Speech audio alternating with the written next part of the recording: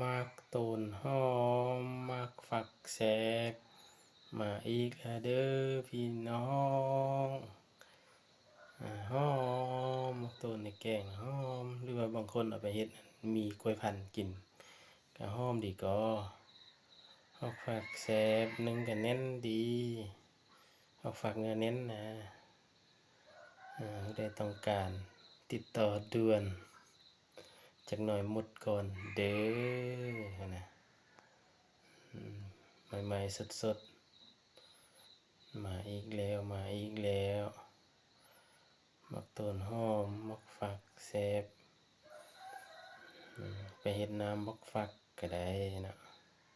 หรือว่าเอาไปแข่งบ้านเอาไปกวนมักฝักกะคักได้อยู่มักต้น